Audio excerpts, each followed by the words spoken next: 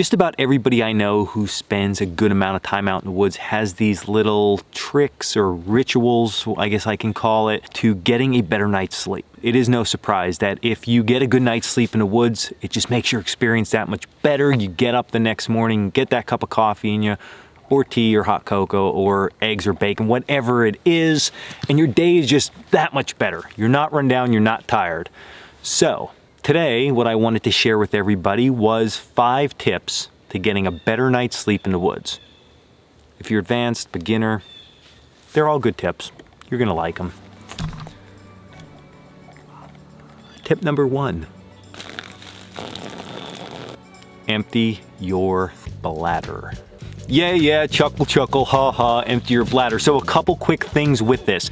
Number 1, I always advise people, unless you're super dehydrated, again, we're just talking about you're out recreating in the outdoors. We're not in that hardcore survival scenario. So you're out recreating and it's getting close to bedtime. Stop drinking fluids. Stop about an hour before. That is going to not put any more water or fluids in your system that you're already drinking that you're later on gonna have to urinate out. Oh, I can't. I have to sleep later. The second part of that is right before you actually lay down, make sure you go to the bathroom. Get any of those fluids out of you. It's just going to prolong how long you can sleep before your bladder fills back up. Hey, stop peeing on my shelter! And then the third part to that is a lot of people wake up in the middle of the night and they have to pee really bad and they're cold and they just lay there and they're like, I don't want to get out of my bag because I'm already cold. Here's the kicker to that. The reason you're cold is because you have all this urine inside you. Remember, our bodies are these just finely tuned machines. At least mine is. And if we're holding all this excess water that is just wastewater, our body needs to keep that at 98.5 degrees. So if I would get up, bite the bullet, stay cold for a little bit longer, urinate, get all that fluid out of me, my body no longer needs to keep that warm, and now there's all this extra heat left over that can go elsewhere in my body and warm me back up. So it's super important to stop drinking before you're gonna go to bed, pee before you go to bed, and then if you do wake up in the middle of the night with the urge to pee and you feel cold, get out of the sleeping bag or get out of that wool blanket, go pee, and I guarantee within the next 5 minutes, you're probably gonna warm up tremendously and be counting sheep. Is that what you do? No, counting sheep. You get my point, you'll be back to sleep. That was working, now the camera's all fogged up. Oh. All right, tip number 2. Layer down, don't layer up. This seems counterintuitive to so many people. They feel like when they're gonna go to bed, especially if it starts to get cold, that they're gonna put all these layers on because it's gonna make life that much better sleeping. That's just not the case. The first thing is, think about when you're home and you do get a good night's sleep. Majority of the time we take off our heavy work clothes and we put on a nice pair of pajamas and we go to bed. Continue that same ritual when you are in the woods. Take off those heavy outer layers, take off your heavy gloves, make sure you take off your footwear.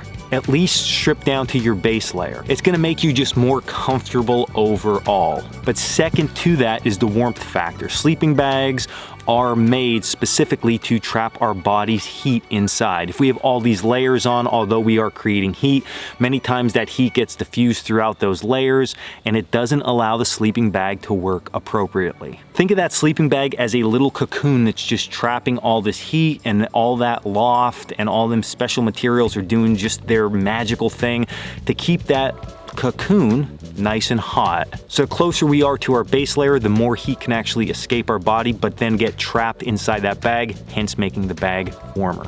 Now, if you don't believe me with this, I'm not saying go out in negative 20 degrees and try it, but definitely give it a shot. You can always get up in the middle of the night and put your heavier clothes back on if that's what you're gonna do, but I have never heard anybody ever tell me that this does not work. So I want you to try it because it's gonna work and it's gonna give you a better night's sleep.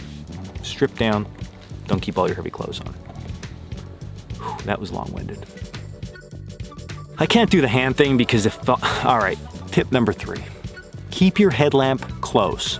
I don't care how advanced you are, how hardcore you are. It's nice in the middle of the night when you wake up and it's pitch black and you need to either see why rain is dripping on your head or what is jumping around outside of your tarp, to be able to just flick your headlamp on and not have to search all over for like some maniac. So there's two very simple things we can do for this. First option, which I do all the time, but many would probably say it's dangerous, is just to pull our headlamp down over our neck. Now, yes, you're gonna get strangled. I've never been strangled with my headlamp throughout the night, but that is an option. It's right there. I can just click it. I could slide it up on my head when I have to pee or whatever I gotta do. It's just right there and it doesn't bother me at all. But if that does bother you, the second option is to wrap it like a bracelet around your wrist. No matter what sleeping position you're in, it's not gonna get in the way. And then if you do need it, you're not searching all over the place. There's your headlamp. Boom, boom, you hit it on and you are good to go. So keep your headlamp close. It's gonna make night just that much better. Tip number 4, hot water. Back in the old days, I don't even think that old, maybe old, I don't know. 80 years, I'm not even gonna take a guess, but they used to use hot water bottles all the time. So what should be different right now? We're basically living like we're in the Stone Age when we go camping anyway, minus the tens of thousands of dollars worth of gear we use to live like homeless people.